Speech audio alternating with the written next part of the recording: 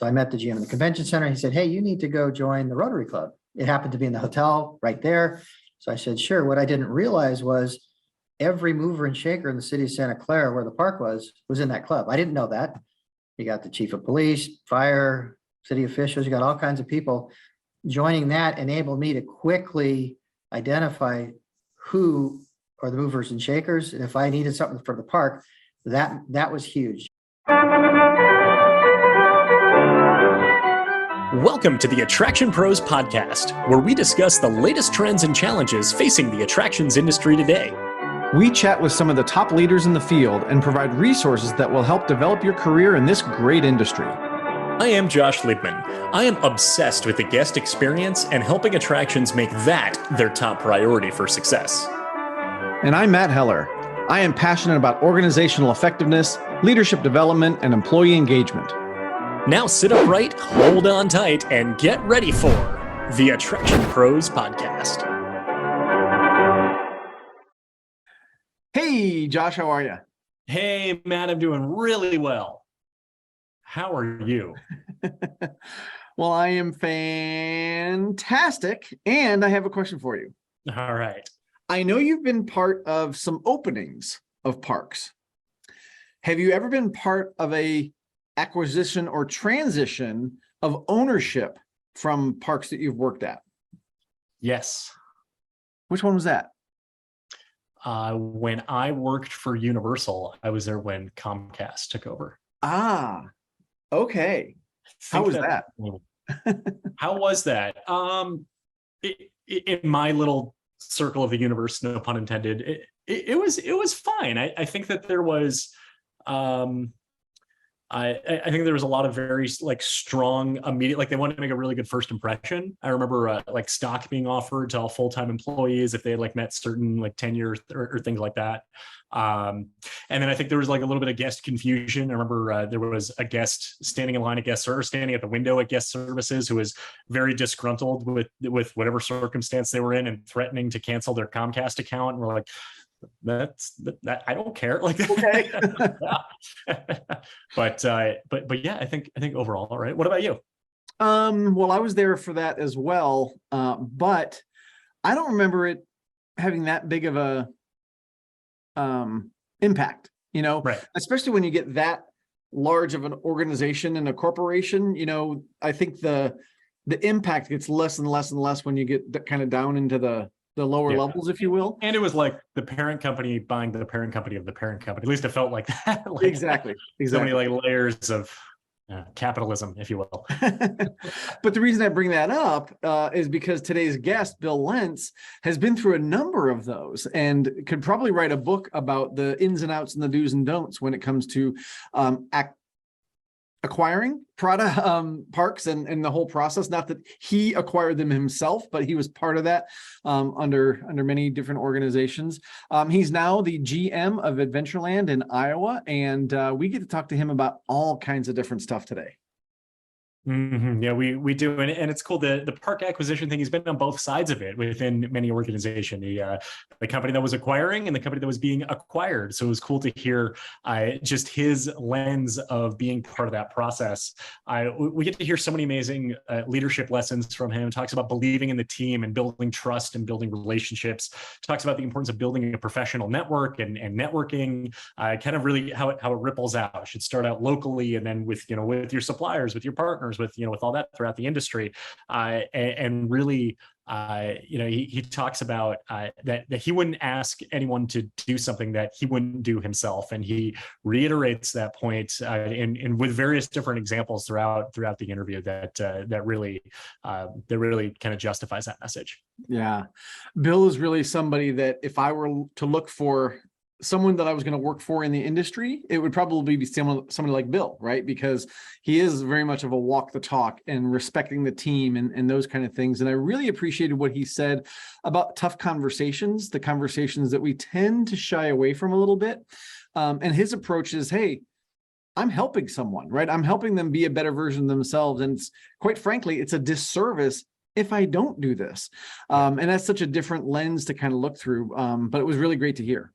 Right. And much better than it's checking the box. This employee was late 3 times in a row, so we need to discipline them. Here's the piece of paper, sign it, right? It's very, I don't know, it's cold, it's transactional, right? Versus I care about you. So it's amazing just to hear his guidance.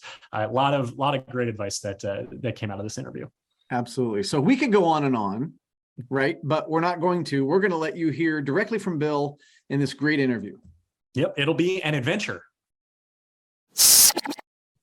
Hey, Bill, welcome to the Attraction Pros podcast. How you doing today? Doing great, Matt. Glad to be here. Absolutely. We're so excited for the conversation. Can you first talk to us a little bit about your history in the industry? Sure. I've been in hospitality pretty much my whole life. My father was hired by Jack Kent Cooke, who built the Forum in LA where the Lakers and Kings played. And when I was 15, he got the merchandise. I started selling merchandise there, working with a couple of my sisters. Did that for a number of years. He also had concert tour merchandising, did Harlem Globetrotters, did a lot of stuff like that. I was involved with that and got through college. About the time I got out of college, he got out of the business. So I continued on with that for several years. And in the late 80s, in 1989, I went to work at Knott's Berry Farm in retail. Started there as a retail operations manager. Did that in about 3 years. I was promoted to be the retail operations manager for all of the stores throughout the whole property. And Knott's has got a lot, 35 or so at the time. I was there in the late 90s when Cedar Fair bought Knott's. And then shortly after that acquisition happened, I had the chance to become the director of merchandise over retail, games, warehouse, ghost town operations, quite a few things. And it was during that time with Cedar Fair where I got my first opportunity to become a general manager. In 2005, I was made the general manager of the water park out in Palm Springs, Soak City. I was there for a couple of years, and then they had the Paramount acquisition. And then I was sent up to Great America in Northern California to be the general manager of the theme park. And it was also had an expanding water park. So that was a new experience for me, taking over running an operation that big. I also had oversight of Gilroy Gardens, which was a children's theme in an horticultural park down the road in Gilroy. That did that for a few years. My wife was a big fan of Northern California. She would have been happy to go back to Palm Springs. So I had that opportunity. So we ended up going back to Palm Springs. And I was there for a few more years. And then I got recruited by Palace Entertainment to come in and be their vice president of water parks. And I got hired in to oversee at the time, I believe we had 8 water parks all over the country. And then in 2018, we acquired Sydney, Australia. It was the originally Wet and Wild. So I did that I was there for that acquisition. That was very interesting. And then at the end of 2019, 2020, there was a change in our senior leadership within Palace. There were new owners with Parques Reunidos. And my new boss early in 2020 decided didn't have enough to do. So he gave me a couple of animal parks to oversee in addition to all 9 of the water parks we had by that time. And then toward the end of 2020, due to COVID, there were some restructuring changes, and I ended up being the general managers back in Miami at our animal park there at Miami Seaquarium. And I did that. I was there not very long, and they informed me that they were selling the park. So, but at the same time, I knew there were acquisitions going on, and so as we sold Miami, they had acquired here at Adventureland, and so that's how I ended up here at Adventureland. In January of this year is when I took the role and actually got here full time in early March. That's so fascinating. Thank you for kind of really walking us through the career path there from the beginning till today. One of the things that really stuck out is the amount of acquisitions that you have been a part of, whether on the end of the business that was acquiring or on the business that was being acquired. Can you talk a little bit about what those transitions were like? Because for the consumer, a lot of the brand really remains the same, but of course there are some obvious changes. But as far as internally and kind of going through that process, largely which was out of your control, very much external factors to your role, your career, as far as what it was like going through those acquisitions.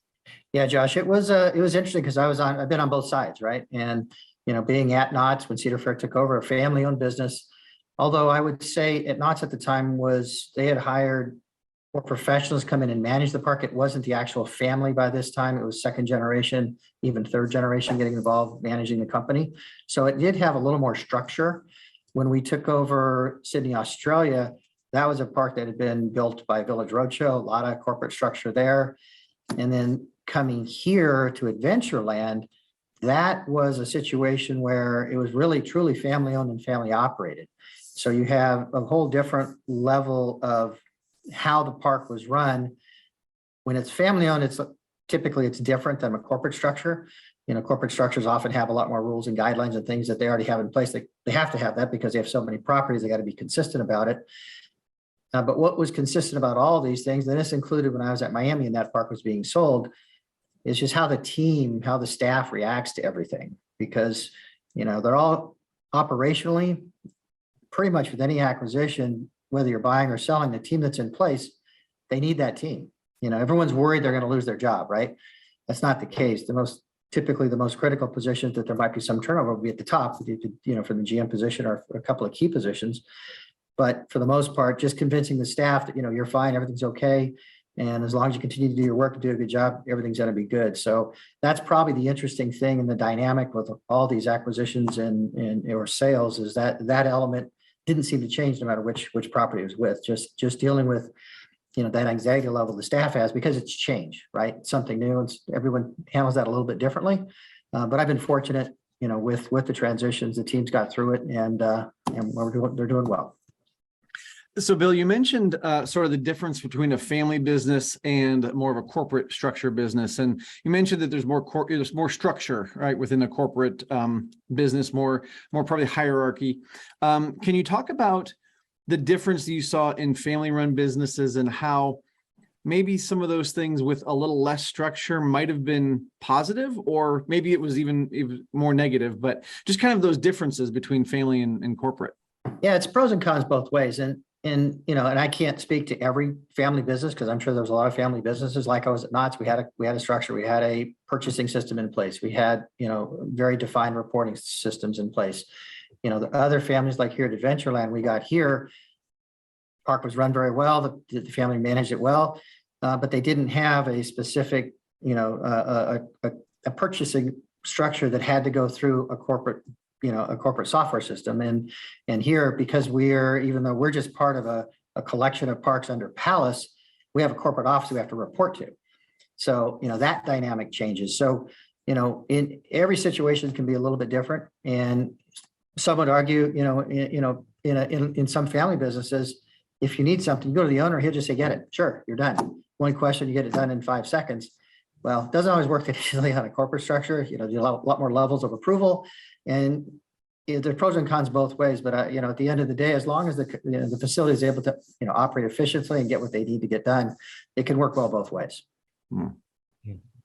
And then what about the regional differences as well? You talked about Southern California, Northern California, Sydney, Australia, and Iowa. Can you talk a little bit about kind of what you've seen as far as, is there a difference in operations, or is it largely the same? And I guess this would apply both to family owned and operated and to corporate, as far as kind of the lens of the question here in terms of perhaps regional differences. Yeah, there are clearly regional differences. You know, here in the US, there's big state to state differences. The labor laws in California are quite different than the labor laws here in Iowa or Florida. Every state's different. Those are things that you clearly have to take in mind. When we took over Australia, completely different structure there. Every employee is on a contract. The federal government there is involved with how much people get paid. There's all kinds of things that are, you know, nuances that are different. From an operational standpoint, that doesn't change too much, because, you know, you still need to run a safe park. You still have safety training, you know, making sure everyone's following all the guidelines that are set in place. Those kinds of things don't change. I also can tell you, even Northern California to Southern California, you know, I'm from Southern California. I lived there up until last year, my whole life. Even going to Northern California, there's quite a bit of difference between, you know, culture in Northern California, Southern California. If you're from California, you'll know what I'm talking about. And even in Miami, you know, that was an experience that was quite different. So there are, you know, cultural differences state to state and region to region. You know, here in the Midwest, very, very good people here. A lot of, you know, great customers here. You have, you know, it's a lot more rural in general. So that's just a different element. one of the things I think that is a little unique here that I found really more on the theme park side, less on the water park side, was the interaction on from the social media and your groups. You've got, the ACEs, your American Coaster Enthusiasts, you have the Iowa associations, and those can tend to be a lot more active on the theme park side compared to the water park side because of your roller coasters and things like that. And, they're more engaged. Different regions are engaged differently. Mm-hmm. And, that just goes to the area, and I think the expectations in some parts of the country are much higher than others. You get to the bigger city parks and, it's just a different feel. Some people may be a little more on edge just because they're, that's just how it is in that area. And in other areas, it's a little more relaxed. So those are the differences that you'll find in different parts of our country and even worldwide. I wonder too, Bill, do you find that maybe you're seeing this in Iowa, that there's maybe even more of a sense of ownership for the guests coming in because maybe it's the only thing in the area or it's where they grew up. And, cities tend to be a little bit more transient. So they may not see Miami Seaquarium as the place that they grew up and they're experiencing these things, where as Adventureland, maybe they've been coming there for years and, bringing multiple generations. So do you see all that kind of difference too, depending on where you are? I think every area, especially if you have a park that's been around a long time, you are going to have your advocates, those that have been there, that's family, have come traditionally. I think what you may find, to your point, in an area where there's not as many things to do, obviously here in Iowa, it's not like Southern California where you've got 5 theme parks within a couple-hour drive, right? Here, there's only a handful, and I do think more people take a bigger ownership of it and are vocal about it, which is a good thing. I mean, like I said, every park has them, and you're great. You love those. Those are the people that you really want to have at your parks. They're your advocates. They're the ones that they enjoy it. They get really excited about anything you do. They let you know when they aren't happy about something, which is okay. That's part of what you want. You want to hear those comments, and I think part of it does have to do with all the various things that are available in that region or in that area, which makes a difference in the level of engagement. Is probably the better way to put it. Yeah. So Bill, can you talk a little bit about how the last, how 2022 has been kind of coming into Adventureland in January, and as far as what your priorities have been and overall kind of how the last, I would say, 8 or so months have been in Iowa? Yeah, it was, when we took over the park, I was here. The actual day we take over was late December. I think it was the 20th or 21st. I was here for that time, met all the staff and everything, but I was also in the middle of finishing up what had to be done in Miami to finish the sale transaction. And there was a lot of work that had to be done down there. So for the first couple of months, I was really in and out, and I really didn't get here full time until March. And that's a critical time because you've got a new team, they're transitioning to a new company, a lot of different things. So one of the first things, really when I was here full time was really get a feel for how the team's doing, get a basic understanding. And there was a lot going on. Like I said, we had 9 new rides going in, which is a lot for any park, let alone park in the middle of a sale and a transaction. And you've got new systems in place, a lot of changes in that respect. I was very fortunate. The team here is very strong, very good. And I was pleased with the level of the staff here and how they were able to pull together, get everything done while transitioning to this new structure and, for the first time. And it's not easy. If you've ever been to a place where you have to learn a bunch of stuff brand new, well, you kind of wonder, well, is it really necessary? Well, unfortunately it is, and even though they might not understand fully why we're doing it, eventually everyone, it's important for everyone to get on board and make sure that we're all moving together and working together. And we were able to pull it off. We had the other challenge here this year at Adventureland. We had a very late winter. So we had, in a lot of the rides, which is new to me, I've never lived in a cold weather climate. We opened our first opening weekend because it had been so cold. We hadn't even run a couple of our wooden coasters at all because it was too cold. So it's things like that I hadn't dealt with before. The team here had, and just learning to adapt with those. But at the end of the day, a lot of things that we want to make sure, as a company, we do all the safety requirements, all the things that we do structurally and really operationally to be consistent with our own company. But we were able to be successful at it here this summer. Awesome. I want to go a little bit deeper into that learning curve of coming in as a a person in an executive role at an organization, right? And obviously you mentioned getting to know the team, which is incredibly important, getting to know the culture, I'm sure, of the organization, but you've also got your ideas and your experience. So how do you balance kind of understanding what the culture is, but also saying, well, this is what Bill has experienced, and I know this is going to work. So, kind of working that into the learning curve as well. Yeah, one of the things that's really important, and I've found successful, leading a number of teams over the years is, you got to show that you believe in the team, and then they'll have a chance to believe in you. I'm a big believer in listening, not overreacting. I'm very calm. You'll probably, if you know a lot of people, they probably never see me upset about something. I think it's really important that you show everyone respect. And that starts really from the line employees. We have 14-year-olds here, all the way up to, we have a lot of seniors that work here as well. And it really makes it's a different blend here. It's very interesting. It's a very good situation to be in, with a lot of older, a lot of younger, and you wouldn't think they'd work that well together, but they really do. And just letting them all know that, you're, being very personable, engaging with them. Don't, if you see them, try to call them by their name, just building a good team that way, and let them know that you're not just this figurehead that they just hear about.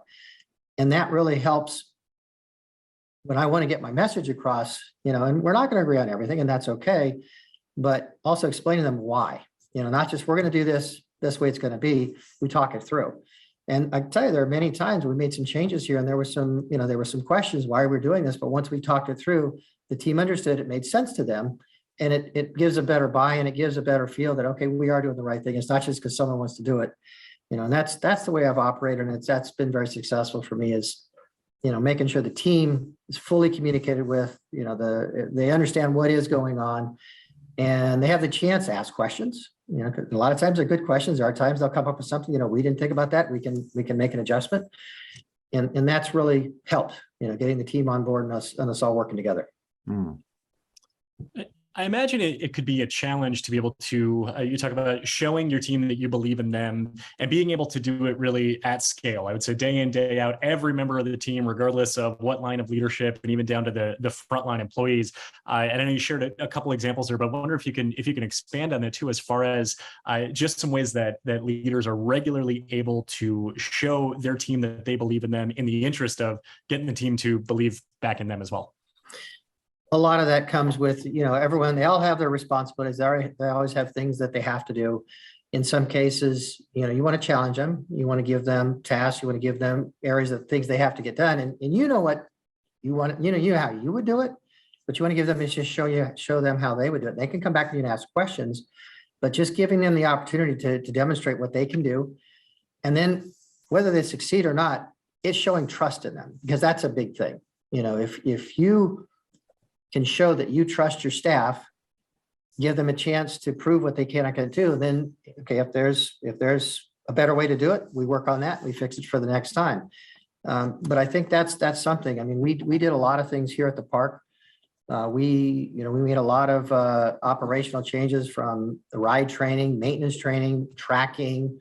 We brought in a new lifeguard certification company. And there were a lot of things that were done that were consistent with how Palace operates, but not how the park had operated. And that'd be the same for any company that would have bought the park to come in and do.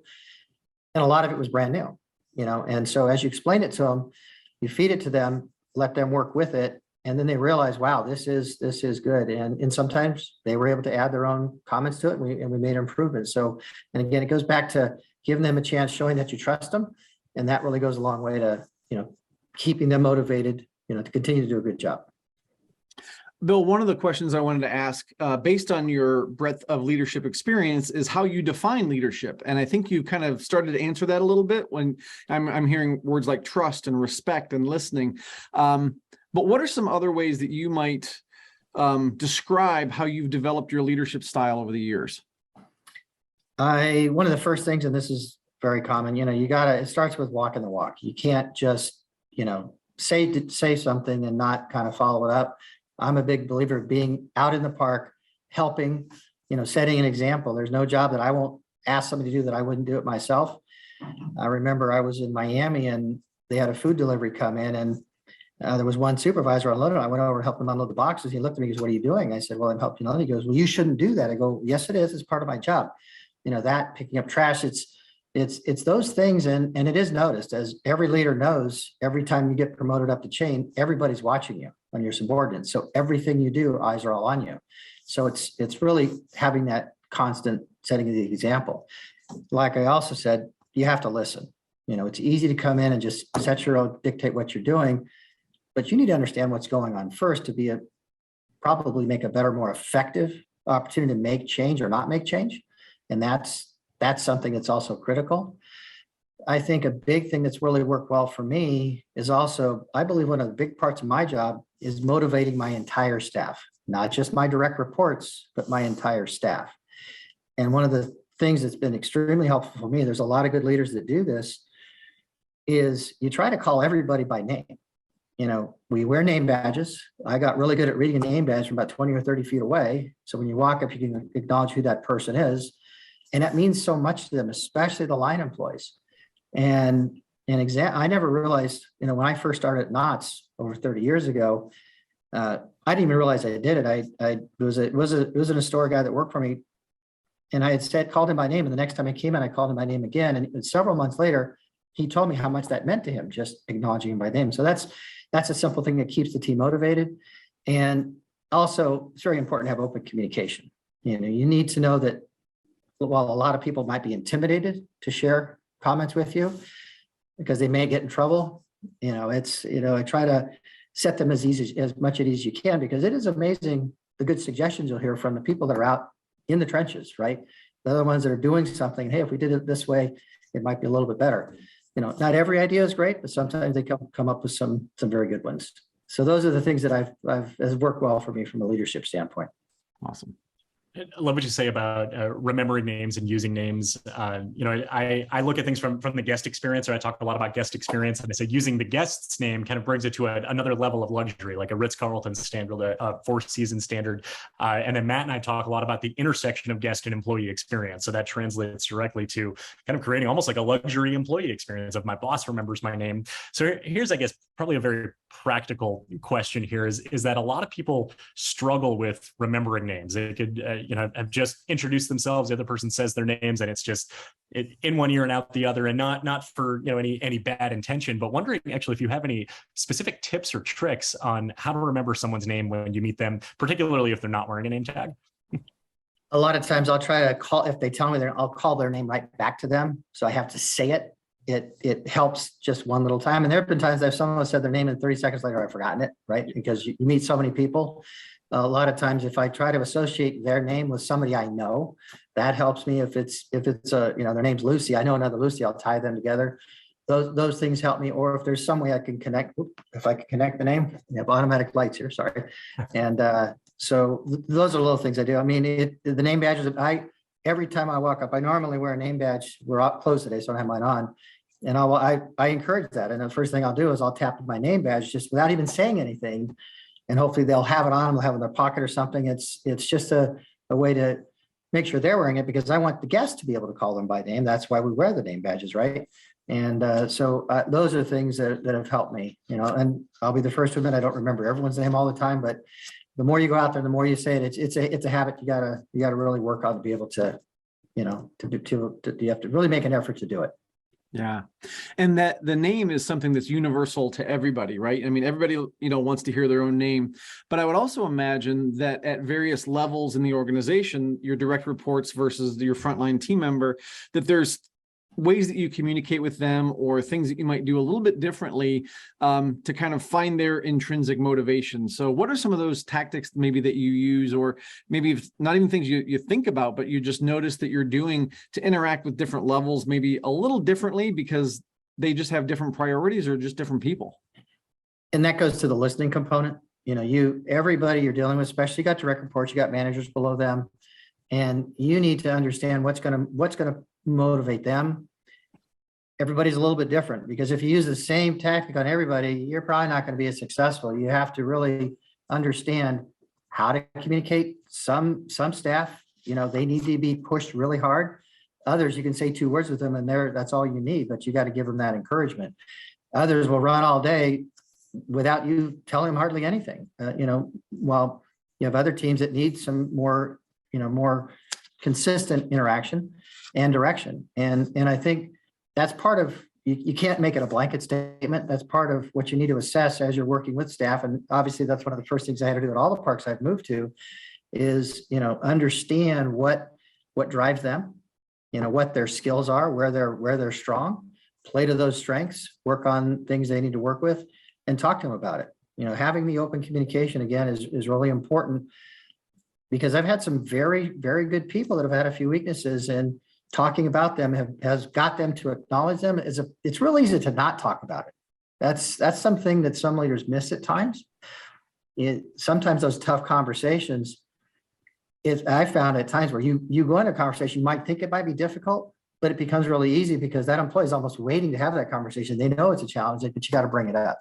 So while there's no one way to do it all, it's really, you got to take a read of your staff and what works for them and what doesn't work for them. Because I guarantee you got two people that report to you, each one's probably different. Right. Yeah. Bill, can you share a little more as far as how a leader can really prepare themselves into going into those challenging conversations? Because sometimes for the leader, it can feel intimidating, and for the staff member, it could feel intimidating. And if it's intimidating on both sides, it oftentimes probably won't have the most productive output. But like you mentioned, as far as if the staff member is waiting to go into that meeting, as far as kind of the ways that the leader can best prepare themselves for a challenging conversation. Yeah, the way I've always approached that is, to me, if you identify that one of your staff has an issue, if you do not address that issue, that's a disservice to that employee. So my approach is, I'm doing this to help you. I'm not doing this to criticize you or get you in trouble. To me, this is for your benefit and the parks or the business's benefit, because you want them to do better. And I've seen many times where, because they're tough conversations, nobody wanted to have them because they weren't easy, but they were highly needed. And that's always been my approach. It's, while they're tough, you don't want to get, no one likes to have, like most people don't like to have those tough disciplinary types of conversations. But at the end of the day, it's benefiting everybody to have them, because it's like right now, if something's going on in my park and I don't know about it, I can't do anything about it. Same thing for one of your your reports, one of your staff. If they're doing something and they don't know they're coming across a certain way, it's a disservice not to tell them. So that's how I kind of approach it. While it is tough, but it's in everyone's benefit, most specifically for that individual. Now it's up to that individual to hear it, right? And hopefully make the necessary changes. But at least if you don't tell them, you can't expect their performance to change. And that's one thing I've seen far too much in a lot of places. And I try to make sure I encourage all my staff that, you've got to follow up, you've got to have those conversations, because you can't move forward or address something if you don't. Well, and I would imagine that it's laying the groundwork first of listening to them and showing respect and building trust.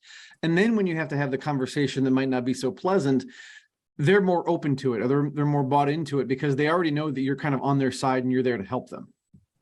Yeah, that's another thing, and I'm not even a glasses half full. I'm a glasses full kind of guy. I'll find I had a staff get mad at me once because I could always find the positive in something, right? It's real easy to find the negative. And if you have that general belief that that's what the team is doing for you, I think they'll hopefully feel, it's tough when you first get to meet them, but as you work with them a while, and they know that you're there to help them. If you build that trust with them, you trust them to do things, they'll trust you. And while they may not like to hear what they're hearing, deep down, they are appreciative because they know it is going to make them better and they needed to hear it. Yeah. So Bill, I'd love to switch gears here for a moment here, but Adventureland has an exciting expansion coming up in 2023. You've worked with Zamperla, and you've got the Flying Viking and Dragon Falls that are coming next summer. Would love to talk a little bit about not just as far as what those are and what guests can expect, but as far as the decision and the conversations and the planning process behind implementing those two attractions. A lot of that was kind of in place when we took over. Again, we haven't even owned the property for a year. And as you may know, now you buy a ride, you're 2 or 3 years down the road, right? So I do know that while those things were planned, we did affirm them and plan to move forward with them, because that does involve not just having the ride and getting it into the park, where are you going to put it? What's coming out? Do you move the rides that are in the place? So there's a lot of other decisions of what's, in the immediate area, what's going to impact. So we did end up having to remove one of our long older rides, Balloon Race. Unfortunately, it was an older ride. All these rides, while they're maybe popular, a lot of guests like them, they do have a lifespan. Once they get to be 20, 30 years old, there's only so many times you can fix parts for them. We have that ride at other parks, so we're actually shipping the ride to our other parks, and it's just going away. We're not risking it here. Those are the kinds of conversations you have to have. You also want to look at aesthetically, traffic flow. Do you have any revenue opportunities that you can create? You are going to, we call it tilting the park.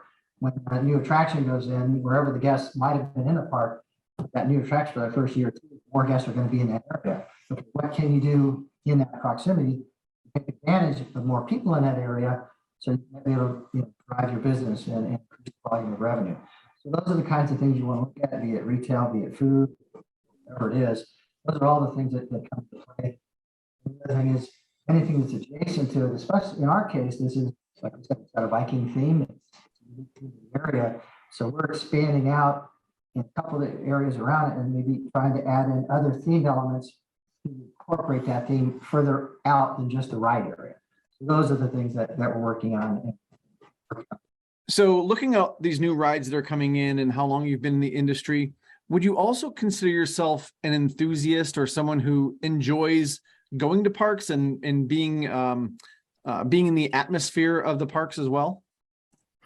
When I started at Knott's Berry Farm, like I said, back in '89, I was at the park in only a few months, and they put me into they call it an operations manager program. And I was trained by our manager of security, who was a former chief of police for the city of Buena Park. And on my training, he told me something I've never forgotten. I share it the same thing with a lot of people. He goes, one of the favorite things I like about working in the park here is if I'm having a bad day, I just go out and walk in the park. Everyone's having a great time. So having that ability to go out and walk in the park, see people do things that make them have a good time, that's really something you don't see everywhere. And when I took the job at Palace, I went for 24 years having an office inside a park to going to a corporate office where it's just an office building. That was a tough transition for me because you miss it. You like the ability to hear the rides, to see what's going on, and have that enthusiastic, the guests having a good time. So I think that's a big thing for me to be able to experience that, as well as just interacting with the team. I like being around people, I like working with them, coaching them, like to have a good time, got to have fun, when you work, and that's important. And so those are the things that make a difference for me. So what are you like as a park guest, whether you're visiting your own park or you're traveling or kind of walking through the park? What are you looking at? What are you thinking about? What are you hearing? Kind of, are you able to kind of turn it off, or are the gears always turning? If anyone tells you they can turn it off and you go to assist another park, they're probably not being 100% truthful, because it's really hard to. Now, whether you actually say something is another thing, right? I remember when I first started at Knott's, it was the first time I'd worked at a company and I was running retail stores. I remember once I started, I couldn't go to another store without looking at fixtures, without looking at displays, looking at those things. Same thing now as running theme parks and water parks. I'm going to observe, because I'm also looking for ideas. How are they doing this? Is there, their directional signage? What are they doing? How wide are their midways? So, and I try to go to parks, bring my family a lot too. And it's hard not to think that, because that's what you are. When you do something for over 30 years and you're always looking for ways to improve. And when you go to other properties, those are the kinds you're not looking for what they're doing wrong. You might see what you might do differently, right? But you're also looking for ways, hey, that's pretty cool how they did that. How can I incorporate that in my park? So while you can not necessarily make comments about what you're seeing, if you're a park person and you work at a park a long time and you go to another park, you're making those comments or around your head, whether you vocalize them or not. Yeah. I had a boss who would go to another park and he'd come back with pictures literally of ketchup dispensers and trash cans. That's like the whole and this is before phones, so he'd actually print those pictures out and we'd be looking at those and look at what they're doing here, look at what they're doing here. So definitely looking for good ideas wherever we can find them. What are some of the things, like when you are going through a park, are there things that you're looking for specifically, or is it just dependent on what you happen to see as you're kind of walking through the park? It depends. I mean, there are times where maybe there is something I'm specifically looking for, but normally when I'm visiting another park, it's more really just to experience the park, maybe a specific ride or two, and just kind of take it all in. There's a lot of parks I've been to that have a lot bigger budgets than ours. There's no way we can do the kind of, theming and things these other parks do. However, there are certain things you might see that, we could probably do that. And that's pretty much how I'll experience the parks that way. It's not, and there are times, sure, I'll take pictures. I've done that before. I'll see something I've never seen before. That's pretty cool. And so that's part of the it's almost like the fun of going to the parks to see if you can find something that's really unique. So. Yeah. What about turning those ideas or that inspiration really into action? You've taken the pictures, or it's the ketchup dispensers like Matt's talking about, or whatever it is, and said, oh, we should do that. Really kind of bring it back to your team, and then I would say getting buy-in internally, or do you usually reach out to kind of use your professional network to reach out to those at those other parks, or as far as kind of then just implementing new ideas and inspiration that you see at other parks? It kind of depends on what it might be, because obviously we've got a lot of planners and designers, and there's parts of our staff, that's what their job is. And chances are, if it's something that's good to do here, it may be good to do across all our parks. So a lot of times the first thing I'll do is I'll go back to our team that's involved with multiple parks and say, hey, I saw this. I thought this was really cool. That's something we might want to consider. I'd like to consider it here. And again, you have depending on what it is, simple product acquisition, something small, no big deal. But if it's something more that might have a bigger impact on how we're operating, then I definitely have to get, others from the corporate team involved so they can kind of take a look at it. And there are times when, we might take an idea or tweak an idea and say, what, we see how it worked there, we see how it worked these other places, we kind of want to make it work here this way. So it's a collaborative effort. And, because I had been on the corporate team, and technically I still am, because I didn't mention, I still oversee our Sea Life Park in Hawaii. So I still oversee an animal park there, in addition to running Adventureland. So having those interactions with the corporate team is important. Keeping those relationships good helps my park here. Yeah. Josh mentioned network just a minute ago, and being in the industry as long as you have, certainly you've got I would imagine a pretty vast network. One of the questions that we get a lot from people who are entering the industry is, how do I build my network? How do I get out and network and those type of things? So I'm curious what kind of things you've done maybe over the years that has helped you nurture and grow your professional network. There's two answers to that for me. When you're at a park level and you want to be engaged, depending on your level, especially if you're in charge of a park, or you want to be engaged locally. When I went up to Great America, Northern California, the park is adjacent to the convention center. So I met the GM in the convention center. He said, hey, you need to go join the Rotary Club. It happened to be in the hotel right there. So I said, sure. What I didn't realize was every mover and shaker in the city of Santa Clara, where the park was in that club. I didn't know that. You got the chief of police, fire, city officials, you got all kinds of people. Joining that enabled me to quickly identify who are the movers and shakers. And if I needed something for the park, that was huge. Going to mixers, being engaged in the community at a park level. Even when I was at Knott's, I was on a high school or an elementary school site council. Just doing things in the community gives you a chance to get out there, and you never know when you're going to engage with somebody, how they can help you down the road. From the corporate level, then you're more probably engaged with vendors and things and going to trade shows, because you're trying to affect efficiencies and identifying products that the park can help. Or if you get into a project and there's a problem, you can go right to the guy that's going to be able to help you and not have to go through several layers of channels. So I think that, again, that's really made a difference. And in both cases, I think some people lose sight of your own team, the relationship you build with your own team, both at a park and, in your corporate support centers, which is what we call ours, your corporate office.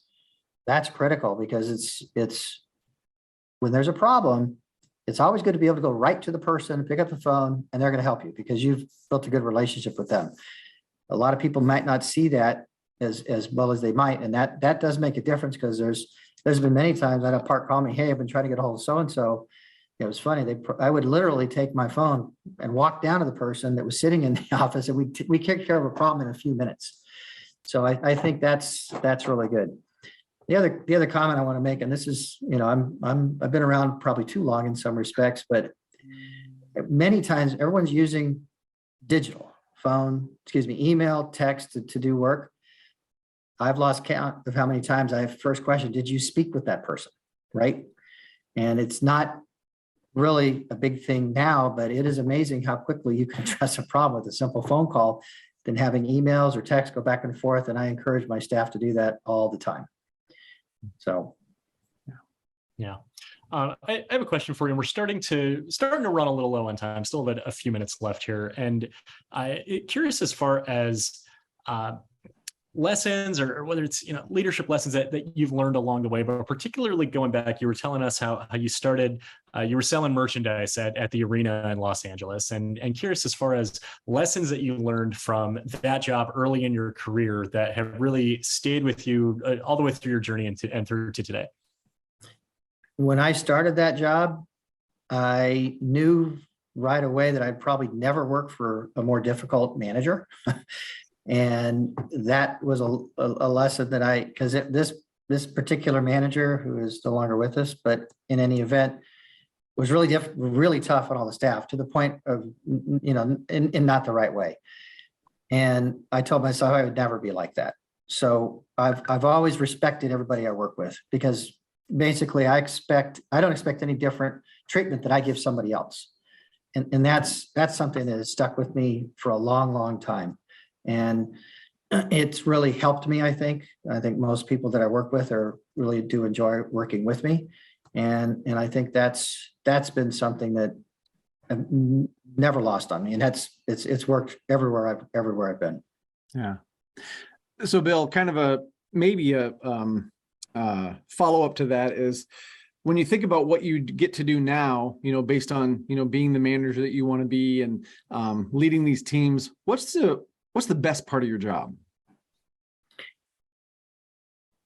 A couple of different things, but I like people. I like coaching people. I like seeing those that I've worked with do well. It's almost like your own children. You lead them, you give them ideas, but you got to let them do their thing, right? And once you see them succeed, you may or may not have any specific part of what they did, but just so long as you were helpful in probably in some way, I think that's what I really enjoy. I also love engaging with just the customers, talking to guests, and because you never know who you're going to talk to and how they're going to be. And going back even earlier, different parts of the country have the guests react differently, so that's interesting. But, I enjoy, being part of the team, because that's part of my job. I tell all my staff, my job is to give you the tools and resources to help guide you to do your job the best. Makes my job easier, and that's what's always worked well for me. Excellent. Bill, this has been just such a fascinating conversation. We really appreciate the opportunity to talk to you today. As we start to wind this down here, if people want to learn more about Adventureland, or if they want to get a hold of you directly, where would you send them? Well, just our website, anything about the park, adventureland.com. We can, on the website, there's all kinds of contacts. They're welcome to email me, and if they got my name, it's bill.lentz@palaceentertainment.com. They can contact me directly through that. And one of the other things I try to do is respond quickly. I can't promise it happens all the time, but it depends on what's going on. But and that's something, even with guest concerns, I've been many times. I remember getting an email, and if you call a person within minutes of the email, that number one, they're shocked that you even get back that fast. And it's amazing how quickly it dissipates the issues they have. So, that's another thing that really helps. But yeah, that's the way to get information about our park, or if you want to get a hold of me. Well, Bill, I can vouch for the quickness of your reply, as we sent out these questions, and like a few minutes later, you said, yep, these look good. So I do appreciate that as well. So as Josh said, this has been a fascinating conversation. Loved hearing all about your history and your philosophies. And for everybody out there who's watching and listening, just remember, we are all attraction pros. Thanks for listening to the Attraction Pros podcast. Make sure to subscribe so you can tune in when new episodes release, and even better, please leave us a review on iTunes. For more information, visit attractionpros.com.